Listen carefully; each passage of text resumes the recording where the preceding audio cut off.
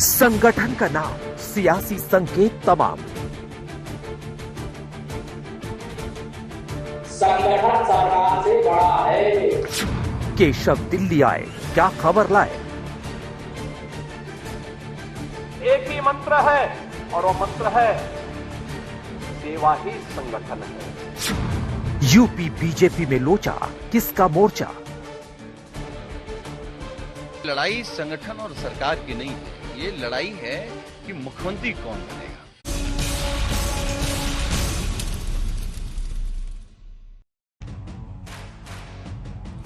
नमस्कार, आप देख रहे हैं हल्ला बोल। आपके साथ मैं हूं अंजना ओम कश्यप।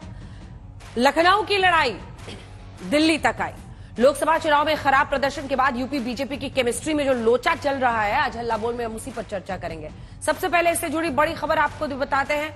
उत्तर प्रदेश की डेप्यूटी सीएम केशव प्रसाद मौर्य दिल्ली में हैं। अब से थोड़ी देर बाद वो पार्टी के अध्यक्ष जेपी नड्डा से मुलाकात करेंगे। सवाल ये उठ रहे हैं कि इससे पहले भी रविवार को जब कार्य समिति की बैठक लखनऊ में हुई थी, तब जेपी नड्डा वहां पर पार्टी अध्यक्ष पहुंचे थे।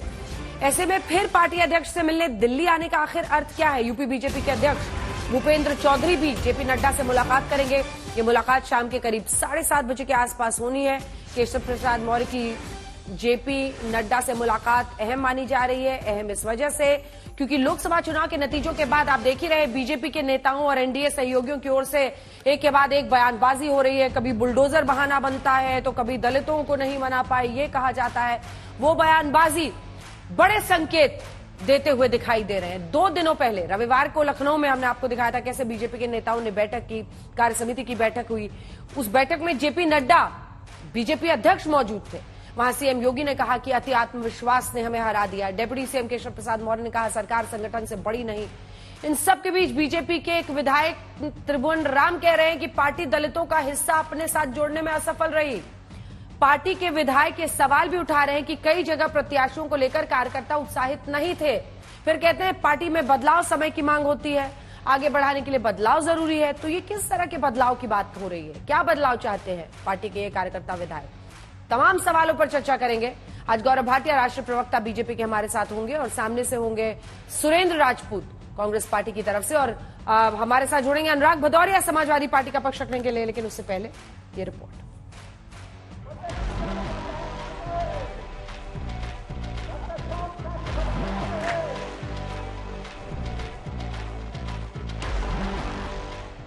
उत्तर प्रदेश में समाजवादी पार्टी को आई 37 सीटों ने यूपी बीजेपी की केमिस्ट्री में ऐसा लोचा कर दिया है कि रविवार की कार्य समिति की बैठक में मुख्यमंत्री योगी आदित्यनाथ के सामने पार्टी और सरकार का इक्वेशन समझाने के बाद अब उप मुख्यमंत्री केशव प्रसाद मौर्य दिल्ली आ गए हैं और सब पूछ रहे हैं कि आखिर क्या पक रहा है। तो उप मुख्यमंत्री केशव प्रसाद मौर्य ने बीजेपी कार्यकर्ताओं को संबोधित करते करते जो ये राजनीति का परम ज्ञान दिया, वो अब बीजेपी की तरफ से आने वाले वक्त का संकेत माना जा रहा है। मैं सदा कहता था और आज इस प्रदेश कार्य समिति में मैं संगठन के वरिष्ठता हमारे देश के और प्रदेश के नेतृत्व के सामने कहा, संगठन सरकार से बड़ा है।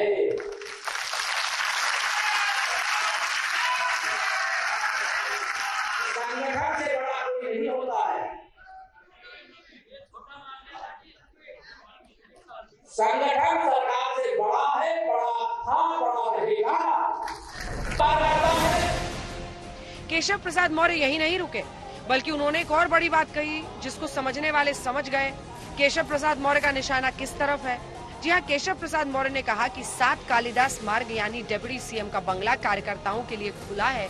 केशव प्रसाद मौर्य ये भी कहते हैं कि वो उप मुख्यमंत्री बाद में है, पहले कार्यकर्ता है। 7 कालिदास मार्ग का दरवाजा, मैं उप मुख्यमंत्री अपने को बाद में मानता हूँ, भारतीय जनता पार्टी का कार्यकर्ता पहले मानता हूँ। और सबसे जो भी किसी जिम्मेदारी बैठे, चाहे वो उपाधि के नाते, चाहे मंत्री के नाते, चाहे विधायक सांसद के नाते, सबसे जो जनप्रतिनिधि है उनसे यही अपेक्षा है। हम पहले कार्यकर्ता कुछ बनते क्या नहीं, इसे सभी कार्यकर्ताओं को मान सम्मान दें, उनकी समस्याओं का सर्वोच्च प्राथमिकता के आधार पर समाधान करें। केशव प्रसाद मौर्य ने ये तमाम बातें पार्टी अध्यक्ष जेपी नड्डा और मुख्यमंत्री योगी आदित्यनाथ की मौजूदगी में कही। जहां योगी खुद ये सलाह दे रहे थे कि बीजेपी कार्यकर्ताओं को बैकफुट पर जाने की जरूरत नहीं। भारतीय जनता पार्टी के कार्यकर्ता को किसी भी स्थिति में बैकफुट पर आने की आवश्यकता नहीं है, किसी भी स्थिति में नहीं है, क्योंकि आपने कार्य किया है। आप विपक्ष में थे, जनता के मुद्दों को लेकर लड़ते थे। जिम्मेवारियों के बारे में जब बात करते हैं तो हमें ध्यान में रहे कि भारतीय जनता पार्टी भविष्य की पार्टी है। ये भविष्य हमारे हाथों में है, इसको संभाल करके चलना ये हमारी जिम्मेवारी है और इसलिए हम अपने जिम्मेवारी के बारे में सजग रहें, यह हमारी आवश्यकता होती है। अब केशव प्रसाद मौर्य का इशारा किस तरफ है, ये समझने वाले समझ रहे हैं। विपक्ष ने इसे हाथों हाथ लपक लिया है और सीधे ये कह दिया है कि ये लड़ाई यूपी के मुख्यमंत्री कौन बनेगा इसकी है। विपक्ष कह रहा है यूपी बीजेपी में तलवारें खिंची हुई हैं, आपसी कलह कुर्सी के लिए है। देखिए, सरकार संगठन से बड़ी नहीं होती है, क्योंकि संगठन सरकार बनाता है। लेकिन ये लड़ाई संगठन और सरकार की नहीं है, ये लड़ाई है कि मुख्यमंत्री कौन बनेगा। एक लोग बने रहना चाहते हैं, एक लोग मुख्यमंत्री हटा करके खुद बनना चाहते हैं। उत्तर प्रदेश के जो दोनों डिप्टी चीफ मिनिस्टर हैं, वो डिप्टी हटाना चाहते हैं अपने सामने से। आपस के झगड़े इनके, क्या आम जनता नहीं जानती है कि संगठन और सरकार में झगड़े हो रहे हैं? डिप्टी सीएम से इनकी नहीं पड़ती है, आपस में झगड़े ये हर व्यक्ति जानता है। आत्मविश्वास नहीं था, ये पूरी तरीके से आपस में झगड़े के कारण से ये गए हैं और नीचे दिन प्रतिदिन जा रहे हैं, क्योंकि इनकी स्थिति खराब होती जा रही है। केशव प्रसाद मौर्य ने कार्यकर्ताओं को सब कुछ बताया तो सीएम योगी ने इसका जवाब दिया। कहा, लोकसभा चुनाव में हार अति आत्मविश्वास का नतीजा है और वह अति आत्मविश्वास कहीं न कहीं हम लोगों को जहां चोट पहुंचाने में, उस विश्वास पर खरा उतरने में, उन अपेक्षाओं पर खरा उतरने में, जहां कहीं न कहीं उस विश्वास पर कहीं न कहीं चोट पहुंची, वहीं साथ ही साथ जिस विपक्ष ने चुनाव के पहले हिम्मत हार करके बैठ गया था, वो आज फिर से उछल कूद करने का कार्य कर रहा है। पार्टी में अब क्या नेता, क्या विधायक, कोई बुलडोजर पर योगी सरकार को घेर रहा है, कोई दलितों से दूर होने को वजह बता रहा है। थोड़ा सा नाराजगी कह सकते हैं या ये कह सकते हैं कि जो आरक्षण की बात और संविधान बदलने की बात लगातार हमारी इंडी गठबंधन के लोग कर रहे थे, उसका असर पड़ा हमारे अनुसूचित जाति के लोगों पर। भारतीय जनता पार्टी की आज की डेट में हमारी स्थिति अच्छी नहीं है। स्थिति अच्छी हो सकती है, उसके लिए मैं समझता हूं केंद्रीय नेतृत्व को बड़े निर्णय लेने पड़ेंगे। केंद्रीय नेतृत्व को जो है कहीं न कहीं उत्तर प्रदेश के चुनाव पे पूरी तरीके से फोकस करना पड़ेगा।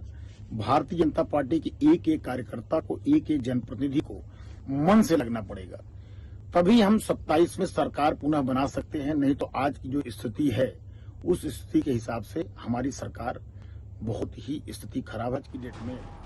हालांकि बाद में विधायक रमेश मिश्रा ने आरोप लगाया कि उनकी बात को गलत पेश किया गया।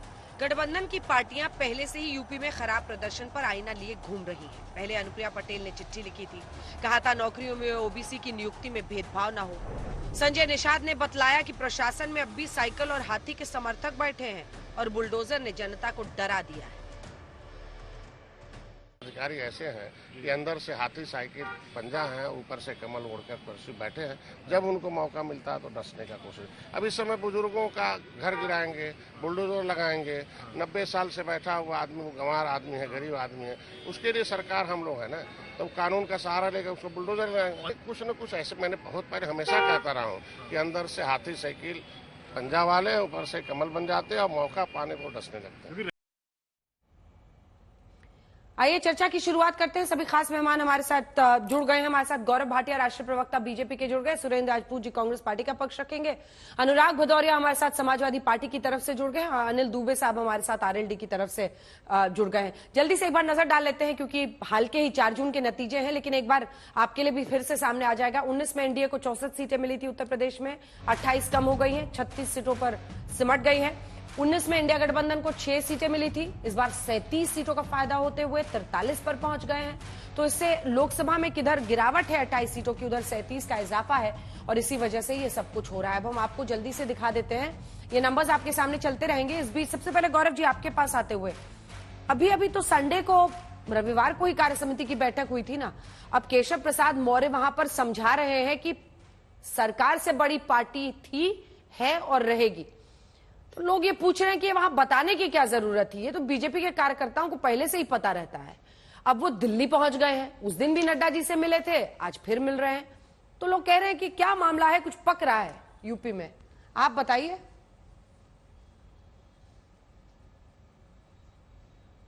अंजना जी, देखिए, हम सब जानते हैं किस तरह से प्रदेश कार्यकारिणी की बैठक लखनऊ में हुई, और मैं स्वयं वहां मौजूद था। और ऊर्जा भरने का कार्य उस बैठक ने किया, जिसमें राष्ट्रीय अध्यक्ष जी ने एक बहुत अच्छी बात कही, जिसको मैं यहां दोहराता हूं। उन्होंने कहा, Bharatiya Janata party is the party of present and it will be the party of future. मतलब वर्तमान में भी भाजपा का ही समय है और भविष्य में भी भाजपा ही होगी। और उसका मूल कारण क्या है? हम अपने काडर को, अपने संगठन को साथ लेके चलते हैं और उनको सम्मान देते हैं। तो अगर कोई व्यक्ति ये कहे कि संगठन से ही सरकार बनती है और संगठन का महत्व सबसे ज्यादा है, इसमें गलत क्या है? लेकिन दर्द किसे हो रहा है मैं आपको ये बताता हूं। सबसे पहले कांग्रेस पार्टी की बात करते हैं।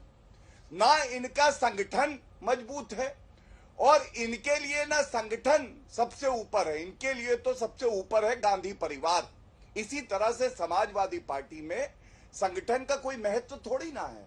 सबसे ऊपर कौन है? यादव परिवार। और देखिए, कांग्रेस पार्टी पिछले 34 वर्ष में हमने नहीं देखा कि वहां अध्यक्ष बदला हो। संगठन का कोई सम्मान नहीं है, बल्कि गले में एक पट्टा डाल दिया था। और मैं कुछ ऐसा नहीं कहूंगा कि चोट लगे किसी भी कर्मठ कार्यकर्ता को कांग्रेस के, लेकिन उनको ट्रैक करने के लिए। और सपा में हमने देखा क्या होता था, कार्यकर्ता कहता था मैं कभी अध्यक्ष बनूंगा इस पार्टी का, लेकिन आज तक यादव परिवार के बाहर का अध्यक्ष नहीं बना पाए। आप मुझे ये बताइए, अगर हम आत्मचिंतन करते हैं, अगर हम लोग समझते हैं कि कमी कहां रह गई और उसको सुधार करना चाहते हैं, तो इसमें सपा और कांग्रेस को क्या परेशानी है? दूसरी बड़ी बात आप देखिए, जो बात योगी आदित्यनाथ जी ने कही, कितनी सरलता से, स्पष्टता से कह दी कि अति आत्मविश्वास नहीं, हमें जो कार्य हमने किया है उसको जनता के बीच में लेके जाना है। ठीक है। और गजब की बात यह है अंजना जी, आपने कहा कि भाजपा कम हुई है। आप मुझे बताइए, 64 से हम लोग 36 पे हैं ना एनडीए, और ये लोग कहां थे? ये 5 पे थे, 5 पे, और 1 पे थी कांग्रेस पार्टी। मतलब अगर हम कम भी हुए हैं तो इनसे फिर भी बहुत ज्यादा शक्तिशाली हैं, गौरव जी, कर्मठता है और मेहनत करके अपना उचित स्थान हम लोग पालेंगे पुनः उत्तर प्रदेश में। गौरव जी, एक काउंटर क्वेश्चन है। ठीक है, एक काउंटर क्वेश्चन है। देखिए, क्योंकि जो बातें आपने कही मैंने पहले ही रिपोर्ट में बता दी थी। उस पूरी सभा में कौन व्यक्ति था जो सरकार को पार्टी से बड़ा मानने लगा था? केशव प्रसाद मौर्य जी ऐसे ही किसी व्यक्ति को समझा रहे होंगे ना। कौन था जो सरकार को बड़ा मानने लगा है? देखिए अंजना जी, मैं आपको बताता हूं, जब लाखों कार्यकर्ता और नेता रात दिन एक कर देते हैं, जब उनके घर वाले कहते खाना खा लो, वो मेहनत करते हैं और परिणाम आशा अनुरूप नहीं आते हैं, तो उनकी हौसला अफजाई एक अच्छा नेता करता है। तो कोई बड़ा संदेश जब दिया जाता है तो विपक्षी उस पे लपक लेते हैं। लेकिन सच्चाई ये है, ये पुनः एक बार बताने के लिए हर कार्यकर्ता को कि भाजपा की असली नींव और रीढ़ की हड्डी कोई है तो आप हैं। मैं समझता हूं अगर इससे ऊर्जा का संचार हुआ, अगर वहां पे कार्यकर्ताओं में जोश और उमंग दिखी, हाँ। तो ये लोग क्यों इतना घबरा रहे हैं? ठीक है, इन्होंने अनुराग तो जी। अब तक अपनी कार्यकारिणी की बैठक भी नहीं करी है। अब आप 6 सीटों वाली कांग्रेस पार्टी से पूछिए, उनमें क्या हुआ है अभी आत्मचिंतन? क्या पूछेंगे, उन्होंने विचार पूछेंगे। किया है? जो पार्टी कभी टिकट बांटती थी, आज वो बैसाखी पे चलती है सपा की। ठीक है, अनुराग जी, कहां से आप लोगों को दिखने लगा कि दोनों डेप्यूटी हैं जो डेप्यूटी हटाना चाहते हैं, मुख्यमंत्री बनना चाहते हैं, और लड़ाई हो गई है और संग्राम छिड़ा हुआ है? वो तो मना कर रहे हैं, वो कह रहे हैं नई ऊर्जा भरी गई है कार्य समिति की बैठक से। और केशव प्रसाद मौर्य जी दिल्ली का मौसम देखने दिल्ली आए हैं। देखिए बड़ी मजेदार बात भारतीय जनता पार्टी के प्रवक्ता ने कही। वर्तमान तो देखो भारतीय जनता पार्टी का डगमगा रहा है, भविष्य तो इनका खत्म हो चुका है, भविष्य तो इनका कुछ है नहीं। तो आप कुछ भी कहें, इनको कहने से क्या फर्क पड़ता है? अरे आपके ही सरकार, आपके ही यहाँ उत्तर प्रदेश के अंदर में विधायक हैं, पता है क्या कहते हैं? देवेश प्रताप जी कह रहे हैं कि भाई अधिकारियों से काम करवाने के लिए उनके सामने झुकना पड़ता है विधायकों को। ये आपके विधायक कह रहे हैं। और यहाँ सीएम क्या कह रहे हैं? सीएम कह रहे हैं कि आत्मविश्वास 400 पार। किस पे टारगेट कर रहे हैं? डिप्टी सीएम क्या कह रहे हैं कि भाई सरकार से बड़ा संगठन होता है, वो सरकार को चिता रहे हैं। उधर इनके निषाद जी क्या कह रहे हैं? अरे भैया बुलडोजर चलाओगे तो वोट कहां से पाओगे? ये हालत है। इनके एक विधायक कह रहे हैं कि भैया आगे तो हमारी सरकार नहीं बनने वाली है। मिश्रा जी कह रहे हैं बाद में बनेगी तो समाजवादी पार्टी की। एक मोती सिंह जी है विधायक जी, वो क्या कह रहे हैं? कहते हैं इतना बड़ा करप्शन मैंने अपनी जिंदगी में कभी देखा ही नहीं। अपने 40 साल के कैरियर में जो करप्शन है तहसील लेवल का, हमसे लेके अब तक मैंने नहीं देखा।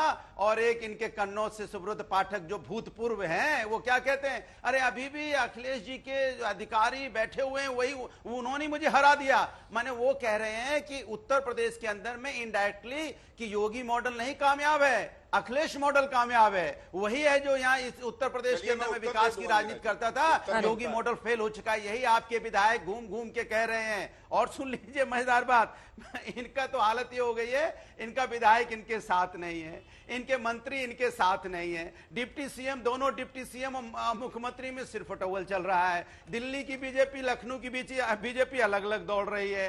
अब ये कह रहे हैं कि हमारी तो ये तो 5 पे थे, अरे हम तो 5 से 37 पे चले गए। आप कहां आ गए? आप 62 से 33 पे आ गए। लेकिन हार कैसे मानोगे? क्योंकि अब जब तक भारतीय जनता पार्टी पूरी तरह यहां से साफ नहीं हो जाएगी तब तक हार कैसे मानेगी? अभी तो आप मकान तोड़ रहे थे लखनऊ के अंदर में, बुलडोजर लेके पंतनगर में घूम रहे थे, अवरार नगर में घूम रहे थे, समाजवादी खड़े हो गए जनता के साथ में, आपको अपना बुलडोजर वापस करना पड़ा, अपना फैसला वापस लेना पड़ा। अरे हम विपक्ष में भी रह के जनता की मदद कर रहे हैं, विपक्ष में भी रह के आपको मजबूर करते हैं कि आप बुलडोजर नहीं चला सकते, आप अन्याय जनता के पास नहीं कर सकते, आप उनका घर बेवजह नहीं तोड़ सकते। घर बना तो सकते नहीं हो, तोड़ने के लिए चल देते हो। अरे भैया पेपर है, रजिस्ट्री है उन पे। तो भारतीय जनता पार्टी जनता दरअसल इनका साथ छोड़ गई है। एक इनके विधायक जी कह रहे हैं, नहीं एक सेकंड, एक इनके विधायक कह रहे हैं कि भाई यहाँ तो दलित वोट भी चला गया। अरे भैया दलित नहीं, आपसे संपूर्ण जनता, उत्तर प्रदेश की संपूर्ण जनता आपके हाथ से। अब आप रिपीट कर रहे हैं अनुराग जी, जनता के साथ अन्याय करते हो। अनुराग जी अब आप रिपीट कर रहे हैं। मैंने आपके एनडीए की तरफ से भी मैंने 2 लोग बुलाए हैं गौरव जी, अगर उनकी बारी आप चलने देंगे तो उनको भी मौका मिलेगा। लेकिन सुरेंद्र जी एक छोटा सा सवाल आपसे भी, आप भी आपका शुरू से एंकर आप हैं, जैसा आप तय करेंगी अंजना। धन्यवाद सुरेंद्र जी, आप इतना मुस्कुरा रहे थे शुरू से, एक अलग अंदाज में मुस्कुरा रहे थे, मतलब आप भी बैठ के वहां से खूब हाथ सेक रहे हैं। अनुराग भदौरिया जी, अपना जो बदतमीजी वाला मजाक है ना, उसको आप बाहर रखिए शो से। आज तक की खबर का असर, मुख्यमंत्री योगी आदित्यनाथ का आदेश। आपको बता दें लखनऊ, पंतनगर, रहीम नगर में नहीं चलेगा बुलडोजर। दरअसल आज तक ने दस्तक कार्यक्रम में इन तमाम कॉलोनीज में बुलडोजर वाली खबर को दिखाया था, लोगों की पीड़ा दिखाई थी, जिसके बाद आज तक की खबर के बाद 2000 परिवारों को राहत हुई है। और दस्तक में बीती शाम ये खबर चलने के बाद आज असर ऐसा हुआ है, उत्तर प्रदेश के मुख्यमंत्री योगी आदित्यनाथ ने बड़ा फैसला लिया है। लखनऊ में कुकरेल नाले के पास पंतनगर, रहीम नगर समेत जिन 4 इलाकों में घरों को चिन्हित करके अवैध बताते हुए कार्रवाई की आशंका थी, वहां अब आज तक की खबर के बाद मुख्यमंत्री ने भरोसा दिया है कि कोई घर नहीं गिराया जाएगा। कल रात 10 बजे आज तक ने यह खबर अपने शो दस्तक में चलाई थी। आज सुबह पीड़ित परिवारों ने, उत्तर प्रदेश के मुख्यमंत्री ने उनसे जाकर मुलाकात की, फिर डीएम को इस बारे में आदेश दिया कि कोई घर नहीं गिराया जाएगा। ये एक ऐसा मुद्दा है बुलडोजर जिस पर आपने सुना ही खुलकर संजय निषाद ने कहा था, और ये माना जा रहा है कि अब क्या यूपी में योगी सरकार इस पर बैकफुट पर चली गई है। ये प्रश्न मैं आपसे गौरव जी करूंगी, लेकिन उससे पहले सुरेंद्र जी, ऐसा लग रहा था कि आप भी वहां बैठे बैठे हाथ सेकने का काम कर रहे हैं। सुरेंद्र जी, गर्मी हो रही है अंजना जी, हाथ वाथ हम लोग नहीं सेकते हैं, और हाथ सेकने का काम तो भारतीय जनता पार्टी करती है, क्योंकि लोगों के घरों को गिराकर, लोगों के घरों को जलाकर ये लोग हाथ सेकने का काम करते हैं। हम बिल्कुल कतई नहीं करते हैं। हमारा तो मुद्दा ही अलग है। हम तो एक सीधी बात कहते हैं कि भाई इनकी कार्य समिति की बैठक थी, हम 3 पिन पॉइंटेड प्रश्न पूछते हैं कि हम भारतीय जनता पार्टी की तरीके से हमें थेथराई नहीं करनी। पहली बात हमें अंजना जी आप ही बता दीजिए कि चुनाव मोदी की गारंटी पर हुआ था या योगी की गारंटी पर हुआ था? तो जब उत्तर प्रदेश में चुनाव मोदी की गारंटी पर हुआ था तो जीते भी मोदी, हारे भी मोदी। 2-2 हजार जो थे पोस्टर लगे रहते थे, बैनर लगे रहते थे, होर्डिंग लगे रहते थे। यहां लखनऊ में राजनाथ सिंह जी की 2 होर्डिंग लगी थी और 150 होर्डिंग लगी थी नरेंद्र मोदी जी की।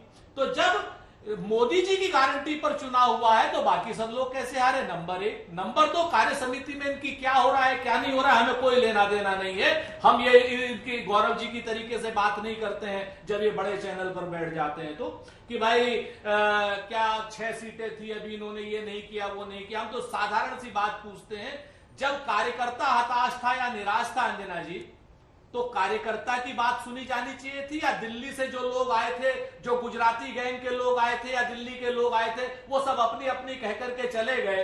क्या किसी भी कार्यकर्ता को मंच दिया गया? क्या किसी जिला अध्यक्ष से क्या नाम बुलवाया गया? किसी जिला महामंत्री से बुलवाया गया या किसी अन्य क्या नाम कार्यकर्ता से बुलवाया गया हो मंच पे? तो बताइए। सब लोग आए, अपना प्रवचन दिए और चले गए। यहां पर तो तीसरी बात मैं आपसे पूछना चाह रहा हूं अंजना जी कि यहां पर आदरणीय योगी जी क्या कर रहे हैं, मोदी जी क्या कर रहे हैं, कौन डिप्टी हटाना चाहता है, कौन सीएम बनना चाहता है, ये हमारा विषय नहीं। हमारा विषय यह है कि आज चुनाव के बाद भाजपा डर गई, इसीलिए उनके बुलडोजर में तेल खत्म हो गया, बुलडोजर धस गया उनका। अकबर नगर से पहले ही अगर ये लोग डर जाते तो आज की डेट में अकबर नगर वाले भी पंतनगर और अबरार नगर की तरीके से अपनी खुशी मना रहे होते। अकबर नगर को तो जमींदोज कर दिया इन लोगों ने, अब बाबा का बुलडोजर थम गया। दूसरी इनकी बड़ी क्या नाम हार आज हुई है, वो इन्होंने जो टीचरों का वो किया था ना डिजिटल अटेंडेंस, आज वो भी आदेश वापस ले लिया। वो कहते हैं ना कि समंदर ये तेरी खामोशी कुछ और कहती है, मगर साहिल पे टूटी कश्तियां कुछ और कहती है। और मेरी आंखों ने देखे इस शहर के कई मंजर, मगर अखबार की सुर्खियां कुछ और कहती हैं। भारतीय जनता पार्टी इस समय हताश, निराश और एक डरी हुई पार्टी है। इसके जो प्रवक्ता जिस तरीके की बात प्रतिपक्ष के लिए कर रहे हैं, बेहतर हो, सिर्फ 5 सेकंड अंजना जी, बेहतर हो ये लोग अग्निवीर जैसी समस्या का समाधान करें, ये लोग पुलिस की भर्ती दोबारा से करें, ये लोग पेपर लीक को खत्म करें, आरओ की भर्ती करें। और आज की डेट में अगर ये भर्तियां नहीं होंगी तो और बुरा हाल होगा गौरव भाटिया जी आपका, भले ही आप सामने मंच पर वंदे मातरम गा रहे हो। गौरव जी अब इसका जवाब दीजिए दोनों की बातों का। और ये क्या बैकफुट पर योगी सरकार जा रही है? क्योंकि हम लोगों ने आज तक कार्यक्रम में दिखाया था कई कॉलोनीज में 2000 परिवारों को फायदा हुआ है, बुलडोजर चलने वाला था। संजय निषाद जी कह रहे हैं कि बुलडोजर चलाइएगा तो आपको थोड़ी वोट देगा कोई। देखिए, सबसे पहले मैं बात करता हूं, सपा प्रवक्ता ने झगड़े और लड़ाई की बात करी और कहा मजेदार बात है। मैं भी आपको मजेदार बात बताता हूं। इनके परिवार में क्या झगड़े होते हैं, कितने मजेदार हैं, संगठन की तो बात छोड़ दीजिए। पहले मुलायम सिंह यादव जी वर्सेस अखिलेश यादव हुआ। अखिलेश यादव वो पुत्र बने औरंगजेब की तरह जिन्होंने पिताजी को कुर्सी से हटा दिया, और वो सब सार्वजनिक हुआ, सारे चैनल पे चला। उसके बाद किस तरह से बीच में ना बोले। अभी तो मजेदार बात कर रहे थे, अब मैंने थोड़ी मजेदार बात याद दिलाई तो बुरा लगने लगा। शांत हो जाइए। उसके बाद आप याद करिए मुलायम सिंह यादव जी ने क्या कहा था। इधर उधर की बात कर रहे हैं आप, मैं आपको बताता हूं। उन्होंने कहा था अखिलेश का दिमाग खराब हो गया है। इनकी अंदरूनी कलह थी। हम लोग तो कार्यकारिणी की बैठक करके आत्मचिंतन कर रहे हैं, तो दोनों का फर्क सामने आ रहा है। और इसीलिए मैं कहता हूं समाजवादी पार्टी को चाहिए कि वो याद करे किस तरह से गन्ना किसानों का बकाया था। योगी आदित्यनाथ जी ने आके दिया 35,000 करोड़ रुपए। मुजफ्फरनगर दंगे हुए आपके समय में, सफाई महोत्सव में नाच देख रहे थे। आप भूल गए कैसे कानून व्यवस्था ध्वस्त थी, अखिलेश यादव मस्त थे। और इतना कह के कांग्रेस पे आऊंगा। देखिए, कांग्रेस की हालत तो ये है, ना संगठन ना सरकार, गांधी परिवार के सामने है सब कार्यकर्ता बेकार। ये लोग किसी और की बात करते नहीं है। अभी इन्होंने गुजराती गैंग बोला। भैया, गुजरात जो है वो भारत का ही हिस्सा है। इटालियन गैंग बोलेंगे तो आपको सांप लौट जाएगा। बोले इटालियन गैंग, अच्छा नहीं लगेगा आपको। इसलिए कम से कम मर्यादा बना के बात करिए। और अंजना जी, क्या गलत है आप बताइए? मोदी जी की गारंटी कह रहे हैं, हाँ डंके की चोट पे कहते हैं। एक कीर्तिमान बनाया 62 साल बाद, तीसरी बार कोई प्रधानमंत्री बना है तो वो नरेंद्र मोदी जी हैं। अरे राहुल गांधी की तो एक्सपायर्ड वारंटी है, तो मोदी जी की गारंटी चली, राहुल गांधी की एक्सपायर्ड वारंटी नहीं चली। और राहुल गांधी, आप मुझे बताइए, 100 नहीं आप छू पाए आंकड़ा, और आप कह रहे हैं कि बहुत अच्छा किया हमने। अरे आपको आत्मचिंतन करने की जरूरत है। उत्तर प्रदेश में आपका एक विधायक है, एक विधायक। सोचिए, जब मुख्यमंत्री के चेहरे पे चुनाव होगा, जो कार्य हमने किया है, 35 साल बाद अंजना जी इतिहास रचा गया। उत्तर प्रदेश में दोबारा भाजपा की सरकार बनी, और इस बार जब तीसरी बार बनेगी तो ये लोग कहीं दिखाई नहीं देंगे। और एक बात कह के अंत करूंगा, देखिए, कोई किसी को हटाता है नहीं हटाता है, ये सब बातें करते हैं, उचित नहीं लगता है। मैं अभी कहूं, राहुल गांधी चाहते हैं प्रियंका वाड्रा गांधी को हटा दे क्योंकि उन्हीं से खतरा है, तो क्या जवाब देंगे? और बुलडोजर पे बात करके अंत करूंगा। देखिए, एक संवेदनशील मुख्यमंत्री वो होता है जिसके सामने अगर कोई नए तथ्य आए, परिस्थिति आए, तो वो कानूनन जो सही हो, न्याय संगत हो, जनता की सोचे, ना कि अड़ा रहे जैसे अखिलेश यादव अड़े रहे थे। और जनता ने गुरूर तोड़ दिया था कि अड़े मत रहो, अगर रहोगे अड़े तो हम दिखाएंगे तुम्हारी हैसियत क्या है। ठीक है, जनता के हित में जो फैसले हैं वो कर रहे हैं, ये उनका कहना है। हाँ, देखिए अंजना जी, कुछ लोग इस देश में ऐसे होते हैं जिनको आप पालो पोसो बड़ा करो, बाद में आपको ही डसते हैं। ये वो लोग उनमें से हैं। दल बदलू लोग हैं, समाजवादी पार्टी में पैदा हुए, समाजवादी पार्टी ने इनको आगे बढ़ाया, समाजवादी पार्टी ने इनके पिताजी को भी राज्यसभा दी, इनको भी एडिशनल एडवोकेट जनरल बनाया। और वही व्यक्ति आज किस तरह की भाषा का इस्तेमाल करता है, ये हिंदुस्तानी संस्कृति संस्कार नहीं है। क्योंकि इससे साफ जाहिर होता है कि आप किस मानसिकता के आदमी हो। पूरा हिंदुस्तान देख रहा है कि ऐसे व्यक्ति जहां से सब कुछ लेते हैं। गौरव जी, ऑडियो मैंने नीचे किया हुआ है, बीच में शाउटिंग मैच नहीं। गौरव जी, मैंने आपकी आवाज नीचे की हुई है, मैं आपसे जवाब ले लूंगी। लेकिन अनुराग जी, एक बात आपको कह दूं, वो आपके नेता पर हमला कर रहे हैं, इसका अर्थ ये नहीं है कि आप, और पॉलिटिकली कर रहे हैं ना, आप किसी पर इंडिविजुअल अटैक। आपको लगता है कि जनता को इंटरेस्ट है कि गौरव भाटिया का पॉलिटिकल करियर कहां शुरू हुआ, कहां खत्म हुआ? लोग तो ये जानना चाहते हैं ना कि बीजेपी क्या सोचती है, इसलिए उनको बुलाया गया है। लोग ये जानना चाहते हैं कि समाजवादी पार्टी ने क्या।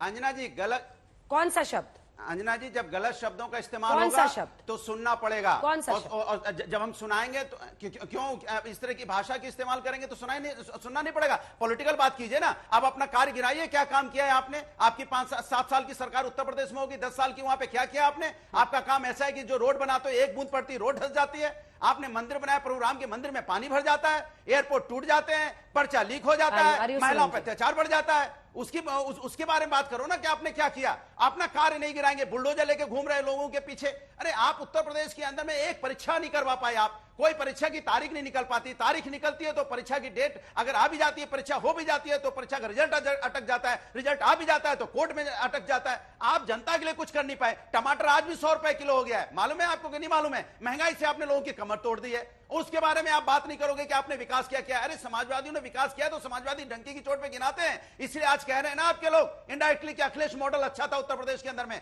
आज योगी मॉडल को, बीजेपी मॉडल को नहीं पसंद कर रहे हैं। तो आप चिड़चिड़ा क्यों रहे भैया? हमने रिवर फ्रंट बनाया था ना, हमने एक्सप्रेस वे बनाई थी, तो किसका मकान तोड़ा हमने? बताइए आप। कहीं आपको धरना प्रदर्शन देखने को मिला था? उत्तर इसी लखनऊ के अंदर हमने सबसे बड़ा रिवर फ्रंट बनाया। इतना रिवर व्यू फ्रंट बनाया कि एक आपको आवाज नहीं आई। इतना बड़ा एक्सप्रेस वे बनाया 300 किलोमीटर का, एक आवाज नहीं आई। और आप जरा छोटा सा कोई काम करते हो तो बुलडोजर लेके लोगों का घर तोड़ने लग जाते हो। तो आपको कम से कम हमारा मॉडल से आपको सीख लेनी चाहिए, बजाय इसके कि आप सिर्फ दोषारोपण करते हो। आप अपना काम गिनाइए, जैसे मैं अपना काम गिना रहा हूं डंके की चोट पे। लेकिन आपके पास कोई काम तो है नहीं। हमारे काम को तो जरूर आपने अपनाया। 100 डायल हमने बनाया था, पुलिस सिस्टम को 112 कर दिया, बस इतना ही तो आपने किया है। और क्या किया आप बता दीजिए। आप एम्बुलेंस हमने चलाए थे, एम्बुलेंस आज पुराने हो गए 108, उसके नए एम्बुलेंस क्यों नहीं लेके आते आप? आज वो रास्ते में बंद हो जाते हैं, कहीं उसका टायर पंचर हो जाता है, नए एम्बुलेंस लेके आइए आप। हमने स्टेडियम बनाए, आप और स्टेडियम बनाइए, जो आप बना नहीं रहे हो। अरे हमने यहाँ पे लोगों के लिए सुविधाओं के लिए लैपटॉप दिया था, आप क्यों नहीं दे रहे हो? आपको किसने रोका हुआ है? बताइए किसने रोका है आपको? एक काम जो आपने इस देश के अंदर, उत्तर प्रदेश के अंदर में किया हो, आपका कार्य ऐसा भ्रष्टाचार जमीन से लेकर हर स्तर पर भ्रष्टाचार देखने को मिल रहा है। और आपके नेता भी कह रहे हैं, हम कह रहे हैं, तो आप कहोगे कि चलो समाजवादी लोग कहते हैं, अब तो भारतीय जनता पार्टी के नेता भी कह रहे हैं भ्रष्टाचार चारों तरफ फैला। ठीक है सुरेंद्र जी, एक छोटा सा कमेंट आपका हो जाए, उसके बाद मैं दुबे जी के पास जाऊंगी। ये वो ट्रेन है जो एक बार निकल जाती है स्टेशन से तो रोकना बहुत मुश्किल है। अनुराग जी, हाँ सुरेंद्र जी, इसके बाद आ रही हूँ अनिल जी। छोटी सी बात कह रहा हूँ, मैं फिर से कहता हूँ कि मैं फिर से कहता हूँ अंजना जी कि मैं आदरणीय गौरव भाटिया जी जो भारतीय जनता पार्टी के महान प्रवक्ता हैं, इनकी बात का कोई बुरा नहीं मान रहा, बेचारे परेशान हैं।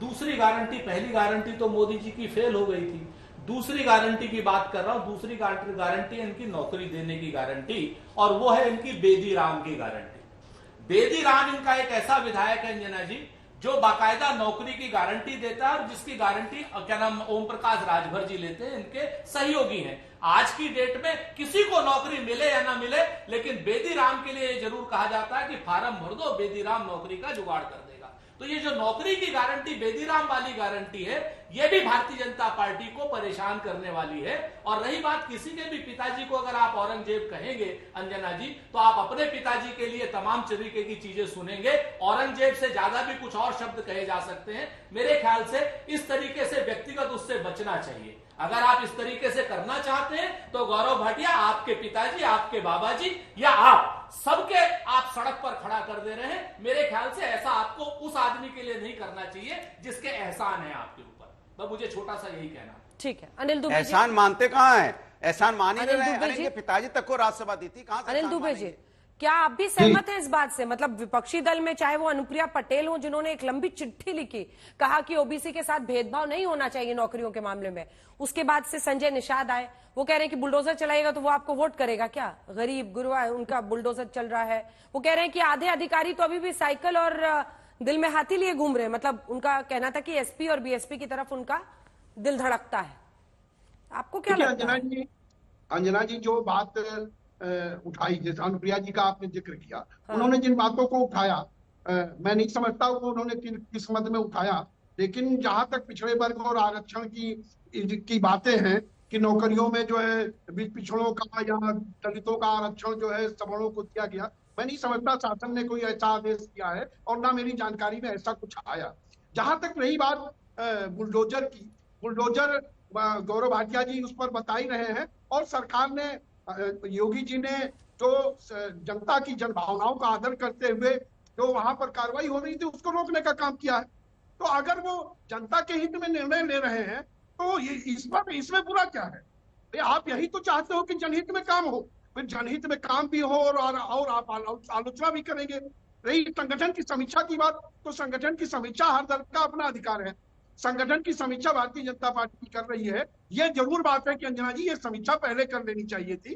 जब इंडिया गठबंधन के लोग ये आरोप लगाने का काम कर रहे थे, तब अगर ये समीक्षा हुई होती तो आज ये स्थिति नहीं होती। इंडिया गठबंधन के लोग जिस बात को लेकर प्रसन्न हो रहे हैं, जिस बात को लेकर के वो उत्साहित हो रहे हैं, वो आरक्षण और संविधान के नाम पर जो देश की जनता को, उत्तर प्रदेश की जनता को बरगलाने का काम किया, वो इनका वोट नहीं है, वो इनका जनाधार नहीं है, वो सिर्फ एक्सीडेंटल था। वो लोगों को भ्रम हुआ, कुछ उत्तर प्रदेश के हिस्सों में उस बात को नहीं समझा पाए, उसी बात की तो समीक्षा कर रहे हैं। पश्चिमी उत्तर प्रदेश में तो ये नहीं उसको कामयाब हो पाए। पश्चिमी उत्तर प्रदेश में तो इनका आरक्षण और संविधान खतरे में है, इसका मुद्दा नहीं चल पाया। लेकिन पूरब में, मध्य में, बुंदेलखंड में जहां भी इनको आंशिक सफलता मिली है, अभी वो चुनाव होने जा रहे हैं, वहां पर ये मुद्दा चला करके देख लेंगे। ना तो आरक्षण देश में खतरे में है, ना संविधान में खतरे में। ये बात उत्तर प्रदेश की जनता जान गई, देश की जनता जान गई। अब वो काठ की हांडी बार बार चढ़ाना चाहते हैं, तो काठ की हांडियां बार बार नहीं चढ़ा करती अंजना जी। और जो राम गिराने की बात है कि योगी जी अगर काठ की हांडी एक बार चढ़ भी गई तो काठ की हांडी के नीचे आग ना जले और हांडी ना चढ़े, ये तो आप ही को रोकना होगा ना। अरे वो विपक्ष है, थोड़ा ना वो आपको क्लीन स्वीप देंगे, वो तो अपने तरीके से अपना एजेंडा चलाएंगे ही। वो भी जीतना चाहते हैं, तो आपको ये जनता को समझाना था ना। मैं अंजना जी स्वीकार तो कर रहा हूँ कि कहीं ठीक ना है, कहीं कोई गौरव कमी जी, रही होगी। गौरव जी का एक जवाब हो जाए सुरेंद्र जी आपकी और अनुराग जी की बातों पर, उसके बाद मैं लौटूंगी। देखिए, एक तो मुझे लगता है गौरव जी, मैंने शब्द नहीं सुना था, लेकिन अगर किसी के भी पिता को औरंगजेब जैसे शब्द आप बोलेंगे तो जाहिर तौर पर उनको इस बात पर नाराजगी थी और वो नाराजगी दर्ज भी होनी चाहिए। अब मैं असल प्रश्न पर आती हूँ। देखिए, बुलडोजर जैसी गाड़ी के साथ प्रॉब्लम ये है ना सर कि कब किस तरफ मुड़ जाए ये दिक्कत हो जाती है। अब ऐसा प्रतीत हो रहा है कि वही बुलडोजर आपकी यूपी की सरकार की तरफ मुड़ गया है, ये दिक्कत आ रही है। देखिए, आप लोग हमेशा कहते हैं पार्टी विद अ डिफरेंस है। मैं बहुत बड़ा प्रश्न कर रही हूँ, थोड़ा मुझे टाइम दीजिएगा। केशव प्रसाद मौर्य चलिए डिप्टी सीएम है, बड़े नेता हैं, बड़े पद पर हैं, लेकिन आप लोग तो कहते हैं पार्टी विद डिफरेंस है, चाल चरित्र चेहरा अनुशासन परंपरा। अब आप एक एक करके सुनते जाइए आपके नेताओं ने क्या कहा है। जौनपुर की बदलापुर सीट से विधायक रमेश मिश्रा कहते हैं केंद्रीय नेतृत्व दखल दे वरना 2027 मुश्किल है। एमएलसी देवेंद्र सिंह कहते हैं सीएम कार्यालय के अधिकारी विधायकों से पैर छुआते हैं। जौनपुर में हारे कृपाशंकर सिंह कहते हैं कार्यकर्ताओं को लगता ही नहीं उनकी सरकार है। कन्नौज में हारे सुब्रत पाठक कहते हैं अखिलेश राज के अधिकारी अभी बीजेपी को हरवा रहे हैं। पूर्व मंत्री मोती सिंह प्रतापगढ़ में कहते हैं 42 साल में थाने कचहरी में इतना करप्शन हमने नहीं देखा है। बाद में वो हालांकि बयान से पलटे। सवाल है, आखिर विधायक एमएलसी बीजेपी में लोकतंत्र की वजह से ऐसे आवाज उठाकर सीधे सवाल पूछ रहे हैं, इनकी आवाज के पीछे जो असली ताकत है क्या वो कहीं और से आती है? क्योंकि बहुत सारे नेता एक साथ ऐसा लग रहा है कि योगी को घेर रहे हैं। गौरव जी, देखिए अंजना जी, सबसे पहले तो मैं ये कहूंगा, आपने कहा औरंगजेब शब्द का इस्तेमाल किया।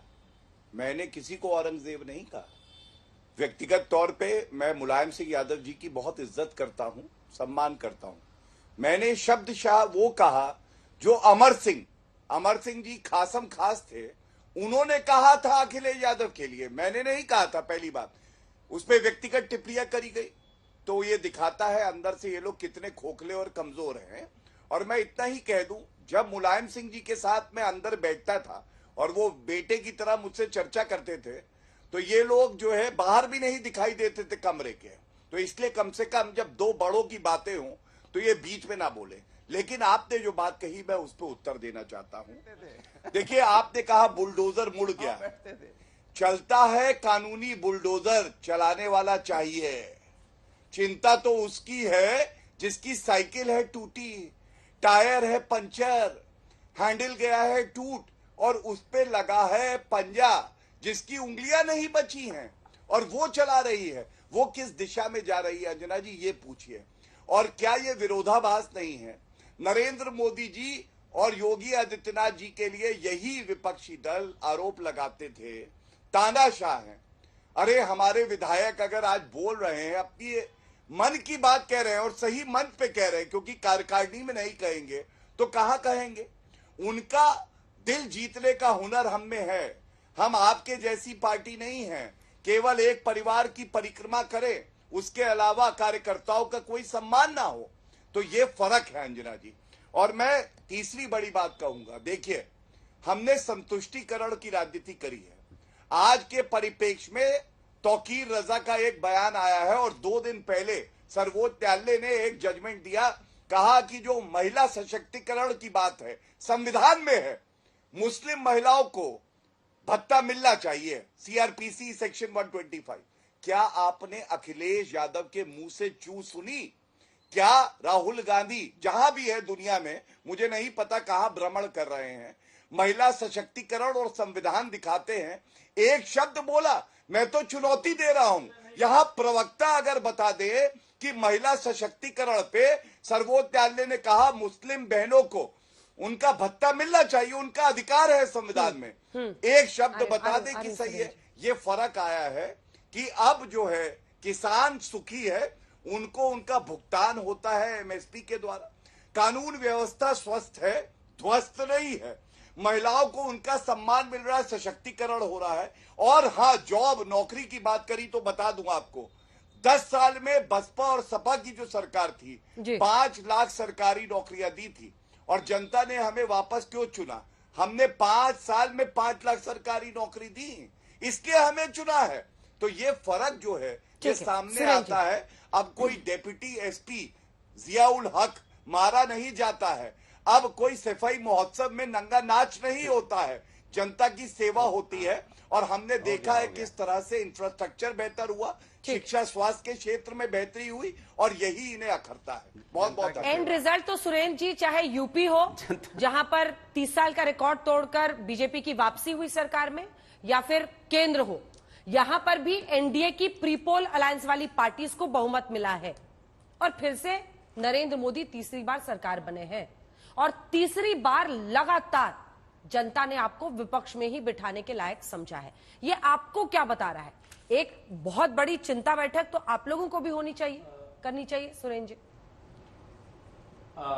मैं अंजना आपकी बात से पूरी तरीके से सहमत हूं, इसमें कहीं कोई दो राय नहीं है। हम इस बात को सहमति आपसे व्यक्त करते हैं और हम इस वक्त इसकी कोई बहानेबाजी नहीं करना चाहते। सच बात तो यह है कि हमारी 30 सीटें लगभग 1000 से कम वोटों से हम लोग हारे हैं और लगभग 100 सीटें 10,000 से कम से हारे हैं। तो 130 सीटों पे इन लोगों ने जो बेईमानियां की हैं, 7-8 सीटें तो उत्तर प्रदेश की हैं, खैर उस पर मैं नहीं जाना चाहता। जो जीत गए सो जीत गए, जो हार गए सो हार गए। हम तो अपनी समीक्षा कर रहे हैं अंजना जी, हम समीक्षा चाहते हैं। हम बिल्कुल नहीं चाहते भाजपा अपनी समीक्षा करे। भाजपा जीती है तो समीक्षा काहे कर रही है, जूतम पैजार क्यों हो रही है? इनके जो विधायक गण हैं वो कार्यकारिणी में नहीं बोले। गौरव जी, आप गलत फहमी में, आप सो गए होंगे वहां कुछ ले लवा करके। वो कार्यकारिणी में नहीं बोले, कार्यकारिणी से पहले बोले हैं, कार्यकारिणी के बाहर बोले हैं। और आपकी पार्टी में कार्यकारिणी में मैं चुनौती देकर के कहता हूं, एक कार्यकर्ता का भाषण नहीं हुआ, एक जिला अध्यक्ष का भाषण नहीं हुआ, एक जिला महामंत्री का भाषण नहीं हुआ, तो आपने कार्यकर्ता की पीड़ा को आप क्या जानो?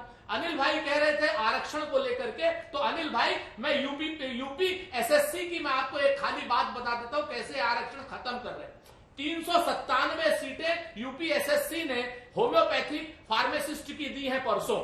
उसमें 337 में से 167 सीटें जो है अनरिजर्व्ड कैटेगरी की हैं और 107 सीटें जो है ईडब्ल्यूएस कैटेगरी की हैं। मात्र 39 सीटें जो है वो ओबीसी कैटेगरी की है। अगर ये आरक्षण का खात्मा नहीं है तो क्या है? यही बात मैं कह रहा हूं और यही बात अनुप्रिया पटेल कह रही है, यही बात संजय निषाद कह रहे हैं और यही बात बाकी पूरे हिंदुस्तान कह रहा है। और आप कह रहे हो आरक्षण खत्म नहीं हो रहा है। आरक्षण को आप संस्थागत तरीके से खत्म कर रहे हो।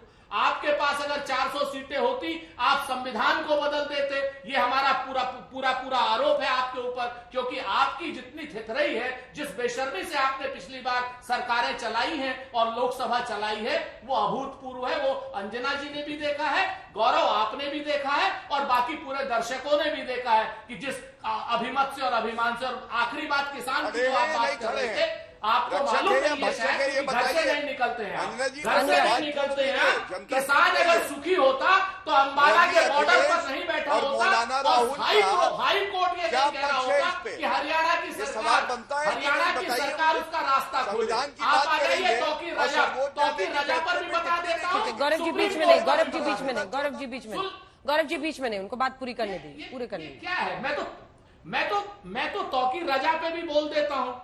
हर धर्म को अपना धर्म का प्रचार प्रसार करने की इजाजत संविधान देता है और जबरिया धर्मांतरण जो है महात्मा गांधी ने भी मना किया था और हमारा कानून भी मना करता है। जबरिया धर्मांतरण अगर कोई करेगा उसके खिलाफ कड़ी कार्रवाई होनी चाहिए। जी देखिए अंजना जी, आखिरी जो आपने सुप्रीम कोर्ट की बात करी, अंजना जी देखिए, अभी भारतीय जनता पार्टी के प्रवक्ता ने एक बात कही कि जनता की सेवा कर रहे हैं हम। हाँ बिल्कुल, आप जनता की सेवा कर रहे हो। आपकी जनता की सेवा ऐसी है कि अग्निवीर योजना आप लाते हो, 4 साल की नौकरी उन बच्चों को दे रहे हो, ये आप जनता की सेवा कर रहे हो। जनता की सेवा आप बहुत अच्छी करते हो। बसाया घर उजाड़ देते हो, बुलडोजर चला के छोटे छोटे बच्चों को रोड पे ले आते हो, उनको बेघर कर देते हो। जनता की सेवा कर रहे हो।